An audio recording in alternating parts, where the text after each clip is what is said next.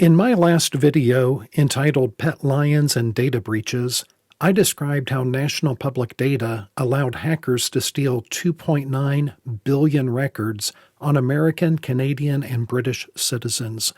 Those records included highly sensitive information such as social security numbers. I say they allowed it to happen because they didn't even bother to take the basic precautions such as encrypting all of that personal data they collected without our consent.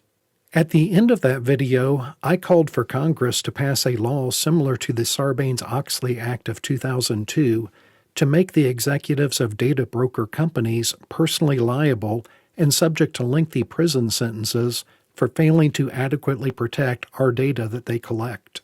What I didn't realize at the time I recorded that video is that Americans have a privacy champion in the United States Senate who has already introduced such a piece of legislation.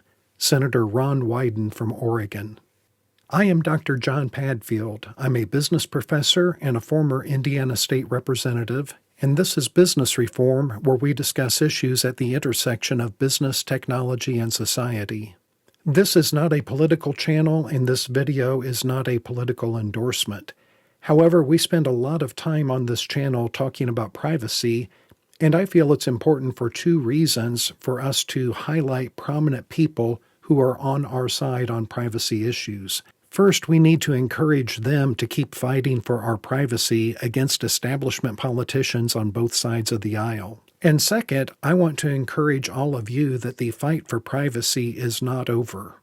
Privacy is not dead, and just last week, privacy advocates scored a major legal win in a Fifth Circuit court ruling. I am currently working on a video that will go into a lot more detail about that case, but for now, let's get back to Senator Wyden. Ron Wyden was elected to the U.S. Senate in 1996 and has served on the U.S. Senate Select Committee on Intelligence since 2001. As a member of the Senate Intelligence Committee, Senator Wyden questioned former Director of National Intelligence, James Clapper, and he asked him a very direct yes-no question. Last summer, the NSA director was at a conference, and he was asked a question about the NSA surveillance of Americans. He replied, and I quote here, "The story that we have millions or hundreds of millions of dossiers on people is completely false." The reason I'm asking the question is, having served on the committee now for a dozen years, I don't really know what a dossier is in this context.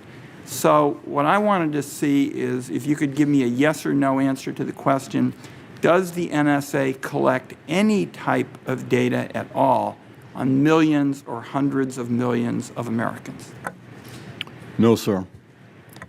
It does not. Not wittingly. There are cases where they could inadvertently, perhaps, collect, but not wittingly. That was March 12, 2013.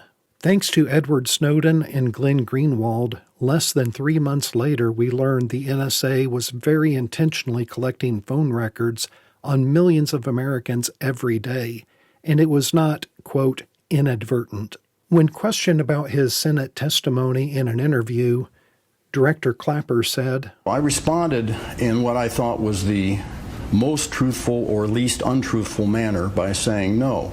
A few years ago, I was called as an expert witness in a federal civil rights case before the United States District Court, Southern District of Indiana. Like Director Clapper, I was required to take an oath before answering questions. That oath was not to give the least untruthful answer that I could think of. The oath was simply to tell the truth. If I had lied under oath, I would have been prosecuted for perjury, just as I believe Director Clapper should have been in 2013. But getting back to Senator Wyden, he is fighting for our privacy against both Big Brother and all the little brothers, also known as surveillance capitalism. Here are just a few highlights from his decades of work on our behalf. In 2011, he sponsored a piece of legislation known as the Geolocation, Privacy and Surveillance Act, or GPS Act, which would have created a legal framework for government agencies, including law enforcement, as well as commercial entities and private citizens, regarding when and how a person's geolocation could be accessed and used. Unfortunately, that piece of legislation was never voted upon on the Senate floor because other politicians tied it up in committee. I want to point out from firsthand legislative experience, this is a common tactic. There are 100 senators in the U.S. Senate, but they do not each have 1% say about what gets passed. The Senate Majority Leader appoints the chairperson for each committee, and every bill that is introduced in the Senate is assigned to a committee. The chair of every committee has full authority to decide whether or not to schedule a hearing and whether or not to take a vote on any given piece of legislation that's assigned to their committee. If a vote is not taken in committee to pass the bill to the Senate floor for a full Senate vote, the bill dies in committee. So in other words, while it takes a majority of the Senate to pass a piece of legislation, it only takes one committee chair to kill a piece of legislation. In 2017, Senator Wyden sponsored the USA Rights Act, which would have prevented warrantless searches of Americans' communications collected under the Patriot Act and prohibited the collection of domestic communications. The bill would have also strengthened oversight of the FISA courts and created more transparency about the creative interpretations of Section 702. Unfortunately, that legislation also failed because other politicians tied it up in committee. In 2019, Senator Wyden introduced the Mind Your Own Business Act, which would have held executives from data broker companies criminally liable for certain types of misconduct and implemented security standards for protecting our personal data. Unfortunately, that legislation also failed because other politicians tied it up in committee. In 2020, Senator Wyden assembled a bipartisan, bicameral coalition in an attempt to reform NSA surveillance and protect the rights of Americans. Once again, you guessed it, that legislation failed because other politicians tied it up in committee. Are you starting to see a pattern? I want to leave you with what I consider to be a very prophetic quote from Senator Wyden. What happens to our government, our civil liberties, and our basic democracy if the surveillance state is allowed to grow unchecked?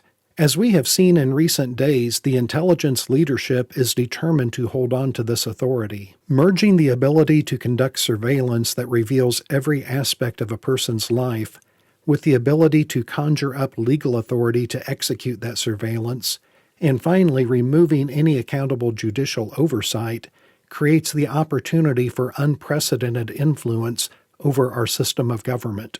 When I read the last part of that statement, quote, creates the opportunity for unprecedented influence over our system of government, I could not help but think of a Brad Thor novel called Blacklist, which was published on May 21, 2013, just 16 days before Edward Snowden blew the whistle on the illegal mass surveillance being conducted by the NSA, that surveillance that the Director of National Intelligence was willing to blatantly lie to the Senate Oversight Committee about to keep it secret. Spoiler alert, this book is about a handful of people within the American intelligence agencies who have used their ability to spy on all Americans in order to blackmail members of the House and Senate to increase their budgets and to kill legislation that would have reined in their mass surveillance. I'm just glad that that book is a work of fiction and nothing like that could possibly happen in real life.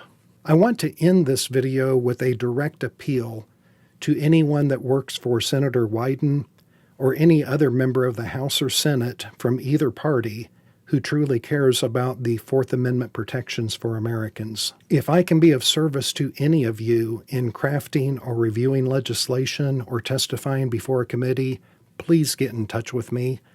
My LinkedIn profile is linked in the description of this video, and I would be more than happy to help. If you enjoyed this video, please give it a thumbs up and consider subscribing. And as always, thank you for watching.